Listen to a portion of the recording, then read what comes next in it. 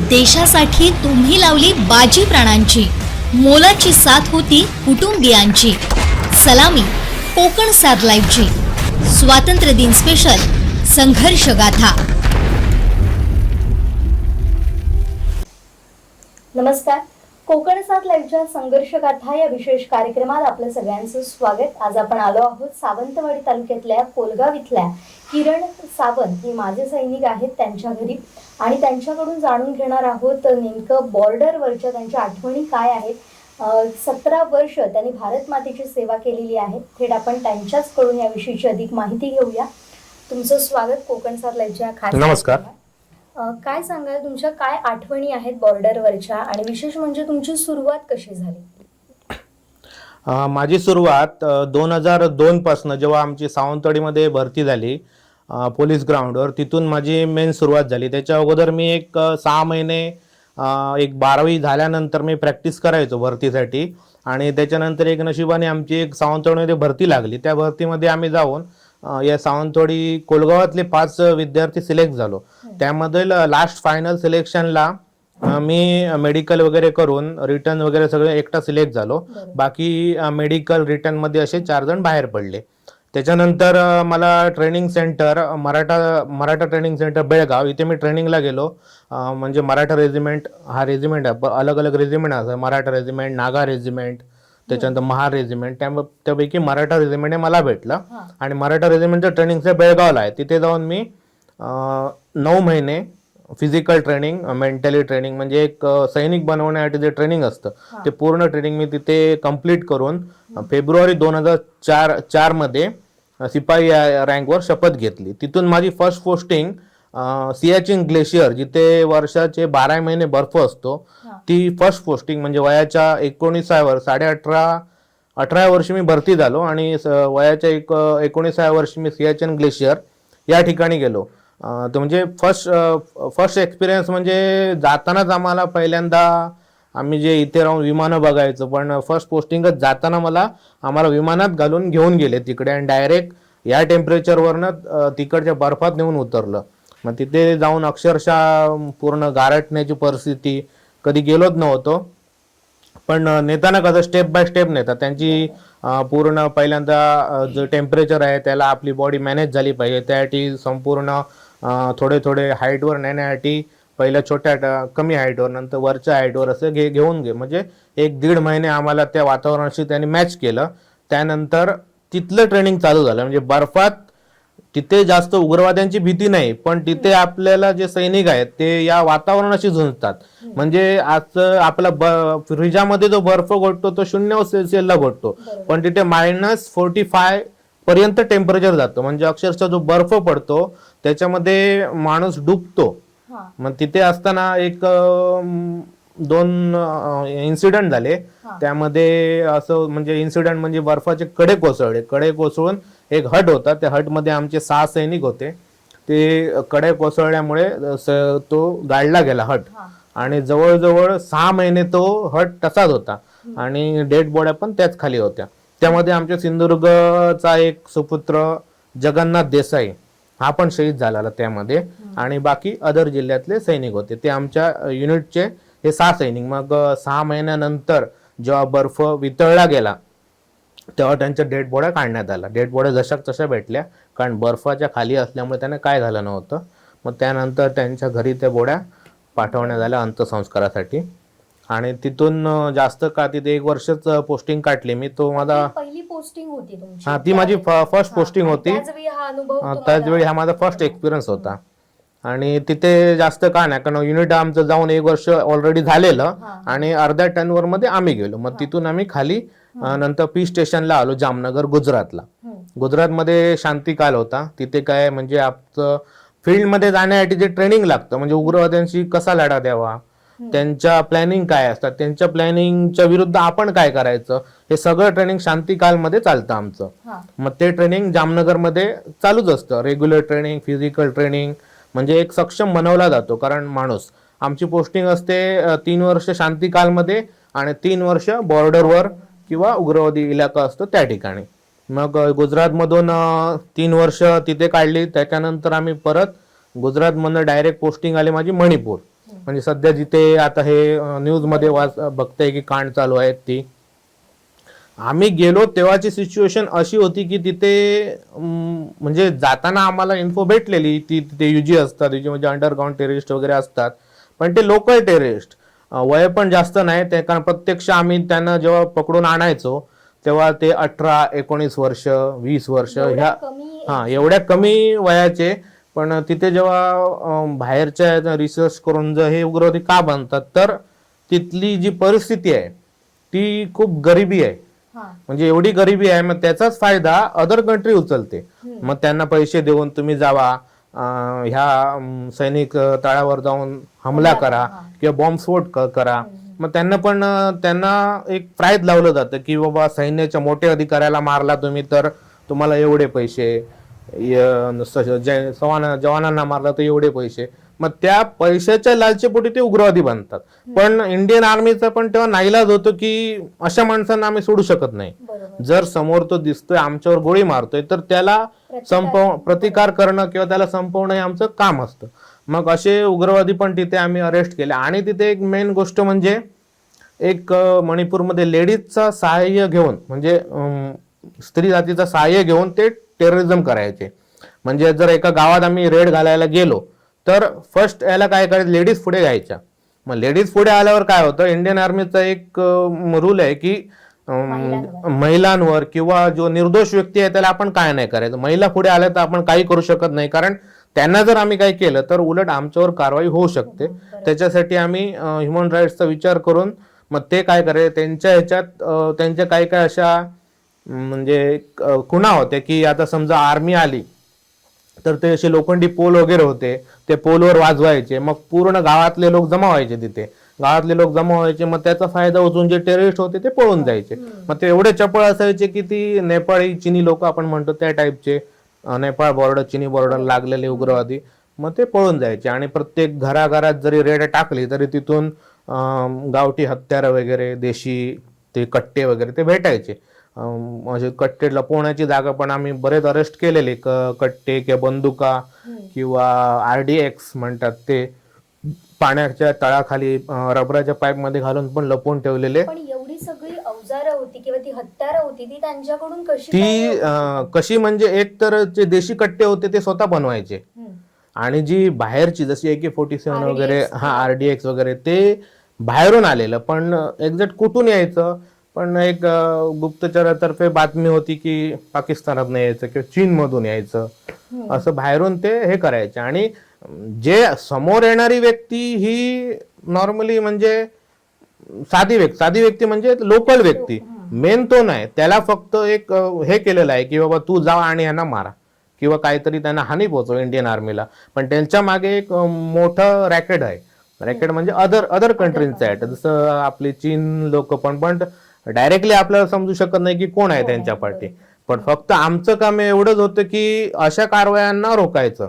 किंवा आम्ही होतो तिथे एअरपोर्ट होता, इम्फाळ एअरपोर्ट मणिपूर, तिथे लोकांना म्हणजे ते सुरक्षा द्यायची, तिथे काहीतरी हानी पोहोचवेल म्हणजे जी गव्हर्नमेंटची संपत्ती आहे त्याचं रक्षण करणं, प्लस तिथल्या लोकांना सपोर्ट करणं. मग तिथे पण एक आर्मी एक हे चालवायची, सद्भावना ऑपरेशन करायची की तिथल्या लोकांना काहीतरी म्हणजे काहीतरी हेल्प, म्हणजे शाळेसाठी मुलांना हे फ्री वगैरे शिक्षण, त्याच्यानंतर त्यांना राशन देणं, धान्य देणं, प्लस इंडियन आर्मीच्या कॅम्पमध्ये काम देणं त्यांना, काहीतरी मोबदला देऊन, म्हणजे त्यांचा चरितार्थ चालेल असं त्यांना करायचं. तरी एवढं असून पण ती काही लोक जाणीव ठेवायची. म्हणजे एकतर त्यांना इंडियन आर्मी बद्दल वाटलं पाहिजे की आपण आपल्यासाठी काहीतरी करतात, पण त्यांना एक काय, आम्ही फॉरेन कंट्रीची माणसं आहोत, आम्ही इंडियाची माणसं नाही असा त्यांचा समज. ते वागताना आम्ही फॉरेनर आहोत अशा, भारतीय नागरिक असल्याची त्यांच्या मनात भावनाच नाही, भारतीय नागरिक असल्याची भावना नाही, आम्ही चीनची लोक आहोत, आम्ही अदर कंट्रीची स्टँडर्ड लोक आहेत, अशी त्यांची भावना. ती भावना तुम्ही भारताचे नागरिक आहात हे पटवून देण्यासाठी इंडियन आर्मी कार्य करते तिथे.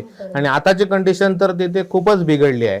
जे टेररिस्ट वगैरे आहेत एका लेडीजवर अत्याचार करतात, ज्या लेडीजवर अत्याचार झाला तो कारगिलचा हिरो आहे.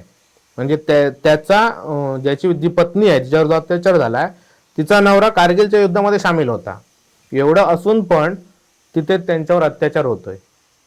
म्हणजे त्या दोन समाजांमध्ये जे आज हा आपण दोन बघतो हा की तशी समाजामधली हे हा. म्हणजे जात धर्म ते हम्म. त्याचे वेगवेगळे हे आहेत ते. हम्म. मग ते त्यांचे तुम्ही ज्यावेळी तिथे होता तर त्यावेळी अशी काही परिस्थिती होत्या का? म्हणजे तो जो वाद आहे आता आपण पाहतोय दोन समाजातला तो वाद दिसतोय आपल्याला, तसाच वाद तिथं त्यावेळी सुद्धा होता का ज्यावेळी तुमची पोस्टिंग मणिपूरला झालेली त्यावेळी? मी जेव्हा तिथे होतो ना तेवढा एवढ्या मोठ्या प्रमाणात वाद नाही, अंदरुनी वाद चालायचे त्यांचे, हा. पण ते वाद आमच्यापर्यंत पोचले नव्हते. किंवा जे अशा पद्धतीनं हा ते अशापर्यंत समजा- आता जे खुलेआम जे हे करताय व्हिडिओ करून बरोबर. पाठवतात तसा नव्हता. अंदरुनी त्यांचे आपसमध्ये काय चालायचं पण त्यामध्ये आपसात त्यांचं चाललं तर इंडियन आर्मी कशाला जाणार तिकडे, बरोबर. ती जात नव्हती तिकडे. पण मोठ्या मोठ्या कारवाया जे ते करत असत किंवा सैन्याच्या गाड्या उडवणं, पुन्हा जाणाऱ्या कॅनवायवर अटॅक करणं. कॅनवाय म्हणजे जी 10-12 गाड्या 15 गाड्या ज्या आर्मीच्या निघतात त्याच्यावर एकत्र अटॅक करणं, बरोबर. अशा कारवाया रोखण्यासाठी हा. आर्मी तिथे होती. बरोबर. त्यानंतर तुमची पोस्टिंग कुठे हा, झाली? मणिपूरमध्ये आम्ही 3 वर्ष काढल्यानंतर मी शांतिकालमध्ये कानपूरला आलो. तिथे सेम रुटीन ट्रेनिंग. मग कानपूरमध्ये असताना आम्हाला राजस्थानची इंटरनॅशनल बॉर्डरची जिम्मेदारी होती आमच्याकडे. मग तिथून आम्ही फक्त काय बंकर वगैरे साफ करण्यासाठी जायचो. म्हणजे जसं की बॉर्डर पिक्चरमध्ये ते बंकर वगैरे दाखवले. आता काही लढाई चालत नाही पण अजून तिथे पिढी आहेत, म्हणजे पूर्णपणे लोखंडाचे बांधलेले पिढी. वाळवंटात काय होतं वारं वाहून वाहून ते दबले जातात. मग त्याची साफसफाई करण्याचा मेंटेन करण्यासाठी आम्ही राजस्थानमध्ये जातो. राजस्थानमध्ये पण काय उग्रवाद्यांची भीती नाही, पण तिथलं जे टेम्परेचर जसं सांगितलं ग्लेशियरला -45 आहे, तर इथे +45च्या वर 50°C वर पण टेम्परेचर जायचं म्हणजे अक्षरशः. पुन्हा हा त्या वातावरणाशी जुळून हा. घेणं फार हा मोठं पुन्हा काम त्या आहे. वातावरणाशी जुळून घ्यावं लागत असं. हा. म्हणजे इकडे -45 आणि तिथे इथे तिथे उलट जास्त. म्हणजे गरमी, म्हणजे अक्षरशः पाठ वगैरे होरपळून निघायची.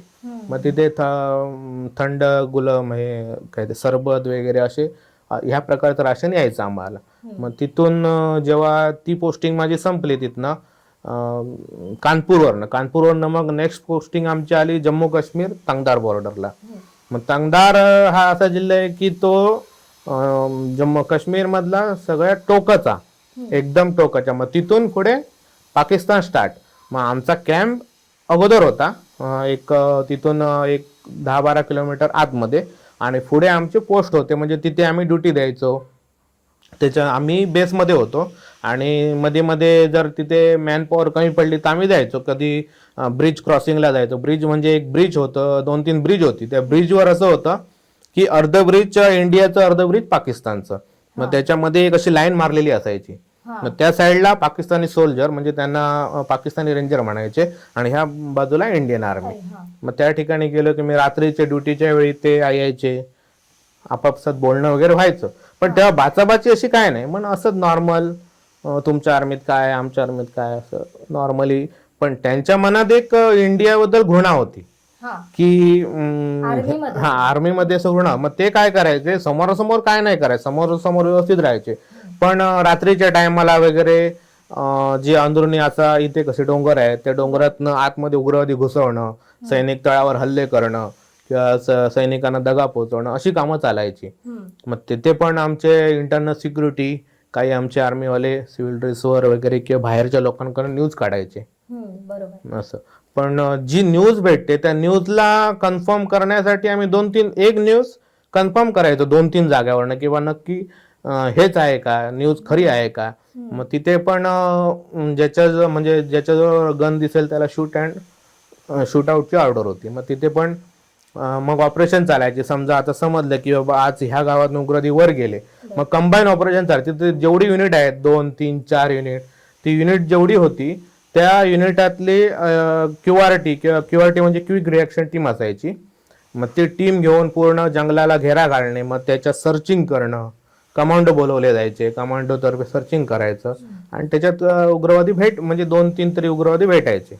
मग त्यांना शूट आउट करून मग ते कुठले आहेत हे जर आम्ही समजा उग्रवादी मारले आणि पुढे जर पाकिस्तानला विचारलं तुमचे आहेत का, पण ते नकार द्यायचे क्लिअर कट. मग त्यांनाच तिथेच त्यांचा अंत्यसंस्कार वगैरे केला जायचा. आणि त्या मणिपूरमध्ये असताना मी फायनान्शियल अकाउंट म्हणजे फायनान्शियलची कामं करायचो. माझी जी कंपनी होती तिथे मी एक PNCO म्हणजे एक अकाउंट होल्डर म्हणून काम करायचो. पण प्रत्येक 6 कंपन्या असतात, त्या 6 कंपन्यामध्ये 6 अकाउंट होल्डर असतात.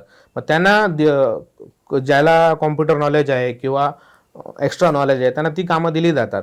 पण तिथे अशी सिच्युएशन होती की मणिपूर त्या तंगदारमध्ये अंडरग्राऊंड बंकर बनवलेले.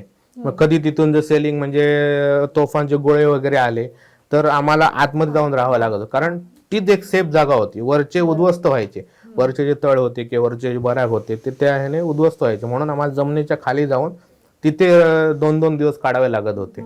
बस तिथे मग आम्ही 6 माणसाची टीम आमची अशी होती की ती आपली कामं करणार ऑफिसची, पण AK-47 घेऊन प्रत्येक जण आपल्या टेबलाच्या बाजूला घेऊनच बसायचा.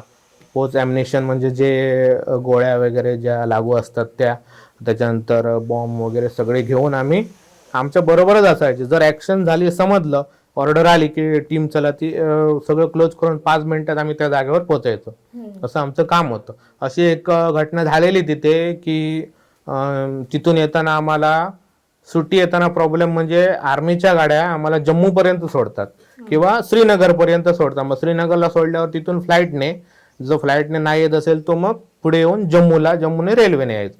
मग कॅनवायवर अटॅक करण्यासाठी एक जागा होती, तर त्यांनी काय केलेलं त्या उग्रवाद्यांनी की एका जंगलाच्या पाठीमागनं आले आणि आर्मीची बराक होती, त्या युनिटची लोक फॉरवर्डला गेलेली पोस्ट सांभाळण्यासाठी आणि तिथे ती लाईन खाली होती, त्या लाईन मध्ये घुसली. मग त्यांचा बेद होता की जी माणसं उद्या सकाळी येणार आहे सुट्टी जाण्यासाठी, थोडं नाही म्हटलं ते एका टायमाला 150-200 माणसं असतात.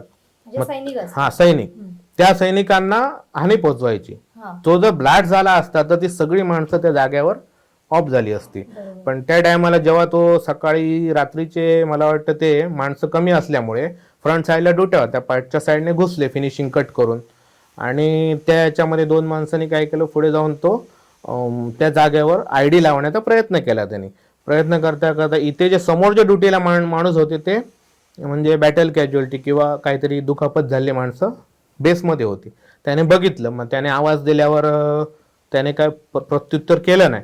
त्याला डाऊट आल्यावर त्याने परत एकदा आवाज दिला, मग तो पळायला लागल्यावर त्याने त्याच्यावर फायर केल्यावर मग त्याने पण फायर केलं त्याच्यावर. असं आपापसात फायर झाला. मग कन्फर्म झालं की उग्रवादी घुसले. मग ताबडतोब अलर्टनेसचा मेसेज आला. मग त्यांच्या युनिटची जी क्युआरटी होती त्याने घेरलं, आजूबाजूच्या युनिटला इन्फो केलं. मग त्याच्यात आम्हाला पण इन्फो झाली. तेव्हा 2-2:30 वाजलेले. आम्हाला पण इन्फो केल्यावर आम्ही सगळे हत्यार घेऊन पूर्ण त्या बराकला घेरा घातला. त्याच्यानंतर आणि 2-3 क्युआरट्या आल्या आणि कन्फर्मेशन घेतली की आतमध्ये किती टेररिस्ट आहेत. फायर केल्यावर तिथून प्रत्युत्तर यायचं. मग अंदाज आला की 2 ते 3 उग्रवादी आतमध्ये आहेत. पण एक्झॅक्ट त्यांच्यावर गोळी बसत नव्हती मारण्यासाठी. ते लपून ते गोळीबार करायचे आणि तिथून आमने सामने गोळीबार चालू होता. मग एक निर्णय घेतला की ह्या बराकच जाळून टाकायचा, त्याशिवाय ते मारणार नाही. मग आमची एक घातक टीम होती, त्या घातक टीमने एक रॉकेट लॉन्चर मारला आणि बराकला आग लावून दिली. पूर्ण बराक 2-3 रॉकेट लॉन्चर आग लागली आणि ती जवळजवळ संध्याकाळी 3 वाजेपर्यंत जळत होती. म्हणजे आमचा एम काय होता की आपल्या लोकांना हानी न पोहोचता त्यांना मारायचं, म्हणून डायरेक्टली खुलेआम जसं पिक्चरात दाखवतात तसं ऍक्च्युली नाही होत ते. मग आमची सेफ्टी पण ठेवली पाहिजे त्याच्यासाठी. आम्हीच जर नाही राहिलो तर मग फायदा काय तसा. मग जशी आग शांत झाली तेव्हा आतमध्ये जाऊन बघितलं तर 3 टेररिस्ट तिथे डेड झालेले होते. त्यांचं हत्यार, ॲम्युनिशन, पुन्हा काय थोडेफार पैसे होते त्यांच्याकडे, पैसे सगळे जळून गेलेले, ते खाक झालेले. मग 3 डेड बॉड्या. ती एक लाईव्ह बघितलेली घटना, म्हणजे मी स्वतः एक्सपिरियन्स घेतलेली. मग पूर्ण म्हणजे रात्रभर आम्ही पूर्ण घेरा घालून ते 3 उग्रवादी तिथे आम्ही मारलेले. ती एक. त्याच्यानंतर असे बरेच, मग रात्रीच्या वेळी आम्हाला कधी कधी खबर लागली ते 72 तास जंगलात जाऊन बसणे, पुऱ्या आणि लोणचं घेऊन, असं बाकी काय खाण्यासाठी. मग 72 तासाची एक हे आहे, एक फौजी माणसाची कॅपॅसिटी आहे की तो 72 तास राहू शकतो. तेवढ्या ह्याच्या 72 तास झाल्यानंतर खालून जर पूर्ण आम्हाला राहायचं झालं, रिप्लेसमेंट पाठवली जाते. मग ती माणसं तिथे राहणार, आम्ही खाली येणार. हा, पण त्या जागेवर जोपर्यंत आपल्याला सक्सेस भेटत नाही किंवा कन्फर्मेशन काय भेटत नाही, त्यावेळी आर्मीची माणसं तिथे तो हात लावून बसतात तिथे. पण अशा वेळी नेमकं जेवणा खाण्याचं काय केलं जातं? 72 तास म्हणजे झाले जातात, 3 दिवस. बराच काळ निघतो त्यात. मग त्यावेळी कशी तिथलं वातावरण असतं किंवा ते कसं सगळं मॅनेज केलं जातं? सैनिक कसं काय ते मॅनेज करतात? 72 तास गेलं म्हणजे जातानाच इन्फॉर्मेशन दिली जाते की तुम्ही 72 तासाचं राशन घेऊन जा, म्हणजे ड्राय राशन, जसं की शंकरपाळ्या झाल्या, नमकीन पुऱ्या म्हणजे सुक्या पुऱ्या, लोणचं किंवा बिस्किट, असं तुम्ही ठेवा. त्याच्यावर तुम्ही 3 दिवस काढायचे. तुम्हाला ताजं जेवण खालून येणार नाही, पोचवणार कोण नाही. तुमच्या बरोबर तुमच्या बॅग मध्ये हत्यार, एम्युनेशन प्लस तुमची बंदूक, तुमचे कपडे काय, एक ड्रेस किंवा आणि अदर थोडे कपडे घेऊन तिथे जायचं आणि तिथे जाऊन तुम्ही बसायचं म्हणजे असं नाही की कशाला ते टाइमपासला बसलं असतं. म्हणजे एक पहारा, म्हणजे तिथून येणाऱ्या उग्रवाद्यांना आम्ही रोखायचं किंवा मारायचं, ह्या एम साठी बसायचं तिथे. बाकी राशन म्हणजे एक्स्ट्रा राशन खालून काय येणार नाही, तुम्ही जे घेऊन जातात त्याच्यावरच राहायचं. असं राशनची अरेंजमेंट अशी होती. पण आता कायमच जम्मू काश्मीर म्हटल्यानंतर एक आकर्षण असतं सामान्यांना, पण तिथली परिस्थिती काय होती? म्हणजे तुम्ही नेमकी कुठल्या साली पोस्टिंग तुमचं झालं होतं आणि त्यावेळीची परिस्थिती काय होती? जम्मू काश्मीर म्हणजे बाहेरच्या लोकांना खूप आकर्षण आहे की तिथे सफरचंद होतात, बर्फ पडतो, बर्फाचं खूप आकर्षण आहे. पण आम्ही एक्झॅक्ट ते 3 वर्ष काढल्यामुळे बर्फ काय असतो हे अनुभवला आम्ही. इकडचे लोक टुरिस्ट म्हणून जातात, 1 दिवस राहतात, बर्फाचा आनंद घेतात आणि परत येतात. पण आम्ही तिथे वर्षानुवर्ष काढतो, त्यामुळे आम्हाला ते माहित आहे की बर्फामध्ये आपल्या बॉडीला मॅनेज करायला खूप टाइम लागतो. पण ते मॅनेज करून ड्युटी देणं, तिथे एकतर हाईटवर गेल्यावर ऑक्सिजनची कमतरता होते. आमच्या समोर एक स्पेशल, तिथे हाईटवर गेल्यावर स्पेशल राशन भेटतं, काजू, बदाम, पिस्ता, चॉकलेट, असं वेगवेगळं राशन, तूप, घी. पण आम्ही खाऊ शकत नाही, कारण ऑक्सिजनची कमी एवढी आहे की पोटातच काही जात नाही.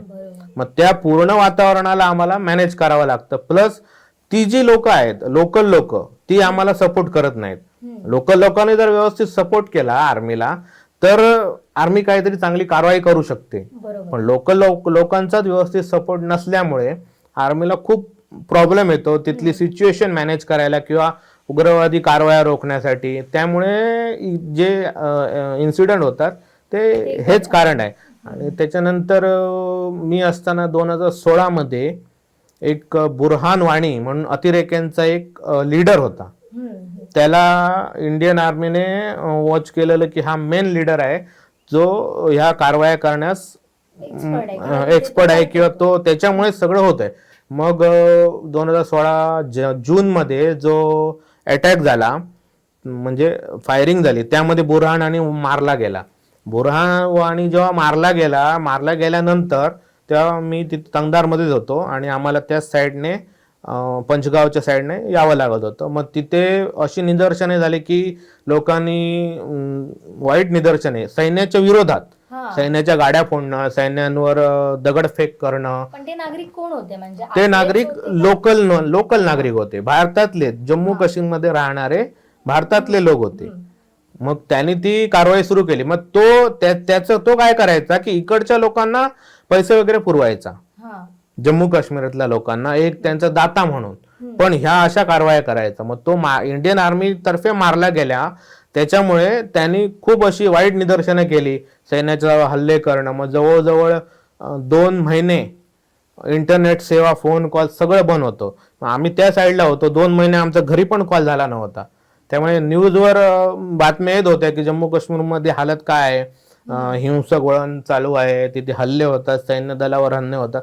त्यामुळे घरातल्यांना पण एक्झॅक्ट माहित नाही की आपला माणूस कुठे आहे, काय आहे, त्याची खबरच नाही, कारण फोन कॉन्टॅक्ट वगैरे सगळे बंद. A to Z सगळी दळणवळणाचे साहित्य, फोन, इंटरनेट सगळं बंद झालेलं 2 महिने. आणि 2 महिन्यानंतर जून मध्ये बंद झालं, ते ऑगस्टला उघडलं. ते ऑगस्टला उघडल्यानंतर आम्ही घरी फोन केले की आम्ही व्यवस्थित आहोत म्हणून. मग तोपर्यंत घरातल्यांची हालत पण म्हणजे न्यूजच समजत नव्हती ना, काय झालं, कुठे आहे ते, कारण गव्हर्नमेंटने सगळं बंद करून टाकलेलं. मग ती एक माझ्या ह्याच्यात बुरहान वाणी जेव्हा एक्सपायर झालेला, सैन्याने मारलेलं, तेव्हा ती एक मोठी निदर्शने झालेली जम्मू काश्मीरमध्ये. आणि जम्मू काश्मीरच्या लोकांचं कसं होतं, 370 जेव्हा कलम होतं तेव्हा त्यांचा एक स्वतंत्र झेंडा होता, एक लाल झेंडा, त्याच्यावर नांगराचं चिन्ह असं. आणि मग तिथली लोक काय करायची की आमचं स्वतंत्र राज्य आहे, बरोबर. आमचं एक स्पेशल राज्य आहे, आमचा झेंडा वेगळा आहे. मग ज्या गव्हर्नमेंट गाड्या होत्या त्या गाड्यांना भारतीय झेंड्याबरोबर तो झेंडा, हे दोन दोन्ही झेंडे लावलेले असे दोन्ही झेंडे लावून जेव्हा फेब्रुवारी 2019ला 370 रद्द करण्यात आलं तेव्हा तो झेंडा खाली उतरवण्यात आला. तो बरोबर. झेंडा कमी करण्यात आला ना आपला भारताचा झेंडा. मग त्याच्यात अनेक तरतुदी लागू केल्या गेल्या की बाहेरच्या लोकांनी तिथे संपत्ती घेऊ शकत नव्हते, किंवा जम्मू काश्मीरमध्ये डेव्हलप होण्यासारखं भरपूर आहे. सफरचंदाच्या बागा आहेत, काजू बदाम आहेत, केशर आहे. बरोबर. मग त्याच्यासाठी मोठमोठ्या कंपन्या होऊन तिथल्या लोकांना रोजगार मिळू शकतो. बरोबर. मग हे एवढी त्याची फॅसिलिटी असल्यामुळे पाकिस्तानचं लक्ष काश्मीरवर आहे. बरोबर. हा. पाकिस्तान जर म्हणून काश्मीर घेण्यासाठी पाकिस्तान हे करते, इंडियन आर्मीशी झगडते. पण एक काश्मीर म्हटलं तरी म्हणतात टुरिस्ट प्लेस आहे, म्हणजे एक आर्थिक जी मजबूती आपल्याला भारताला काश्मीरकडून मिळू शकते. त्याच्यासाठी म्हणजे पाकिस्तान म्हणते ते काश्मीर आम्हाला द्या, बरोबर. मग त्याच्या इंडिया म्हणते नाही देणार. मग त्याच्यामध्ये हे वाद अजूनही चालू आहेत. 370 लागू हटवल्यानंतर पण जी परिस्थिती आहे ती परिस्थिती तशीच आहे. फक्त जो मग हटवल्यानंतर 2 केंद्रशासित प्रदेश केले गेले, लडाख आणि काश्मीर. म्हणजे पहिल्यांदा नव्हते ते, पण आता केले. मग आता इंडियन गव्हर्नमेंटचा अधिकार चालतो तिथे, पण जे अंदरुनी कारवाई आहे त्याला कोण रोखू शकत नाही. कारण आर्मी जे आतमध्ये जे पहिलं जे करत होतं 370 लागू होतं तेव्हा आणि हटवल्यानंतर तेव्हा ते अजून तसंच चालू आहे. बरोबर. म्हणजे एक नॉर्मल आम्ही आता इन्फंट्रीची माणसं असल्यामुळे आम्ही डायरेक्ट आमने सामनेची लढाई आमची होती. त्यामुळे जो काय त्या टाइमला जो त्रास होता तो अजूनही तसाच त्रास आहे इन्फंट्रीच्या माणसाला वगैरे. बाकी राजकारणामध्ये काय झालंय ते काय सांगू शकत नाही, पण आर्मीची स्टोरी अशी आहे. म्हणजे तिथे आर्मीला तर संघर्ष करावाच लागतो, तो तेव्हाही होता आणि अजूनही तो तसाच आहे. त्यानंतर मग जेव्हा तुम्हाला रिटायरमेंट झाली ती कुठल्या ठिकाणी झाली आणि त्यानंतर घरी आल्यानंतर कसा बदल जाणवतोय आता? रिटायरमेंट टांगल्यानंतर मी 3 वर्ष काढली. त्याच्यानंतर मी पंजाबमध्ये शांतिकालमध्ये पोस्टिंग आली. तिथे माझी 17 वर्ष सर्व्हिस कंप्लीट होत आलेली. मग तिथे मी एक MSCP हवालदार रँकवर रिटायरमेंट घेतली. रिटायर म्हणजे आमचं बॉन्ड असतो, पुढे जर करायचे आहे तर आपण एक्झाम देऊन करू शकतो. पण मी 17 वर्षानंतर रिटायरमेंट घेतली आणि त्याच्यानंतर घरी आलो. घरी आलो मग काय बाकी इकडचं लाईफ. मग आता इकडे आल्यावर मग तिकडच्या थोड्या थोड्या आठवणी येत राहतात. म्हणजे तिथे जी केलेली कामं, इकडचं सिच्युएशन, याची अलग अलग हे येत राहते. मग तिथल्या आठवणी, मग तिथे आपण मित्रांबरोबर कसे राहायचो, काय राहायचो. एका बराकमध्ये 10 माणसं झोपायचो, आतमध्ये बंकरमध्ये राहिलो एकत्र, जंगलात जाऊन जेवणे वगैरे, हे सगळ्या गोष्टी आता आठवतात. ते असे काही खास मित्र त्यावेळी झालेले जे अजूनही कॉन्टॅक्ट मध्ये आहे किंवा तुम्ही अजूनही भेटतात असं? आम्ही मराठा रेजिमेंटचे असल्यामुळे बरेचसे इकडच्या पट्ट्यातले लोक बरेचसे होते, सावंतवाडी पट्ट्यातले, त्याच्यानंतर इकडे रत्नागिरी वगैरे, आणि अजूनही ते भेटतात. म्हणजे फोन कॉलवर अजून चालू आहे. काय आता तिथे जी आम्ही कामं केली ती त्या कामाचा अजूनही ठसा तिथे आहे. मग तिथे जर काय प्रॉब्लेम आला तर युनिट म्हणून अजूनही कॉल करून विचारतात की हे काय आहे, कसं आहे. आणि इथले लोकलचे पण काही काही मित्र आहेत अजून सावंतवाडीमध्ये वगैरे माझ्या युनिटमध्ये.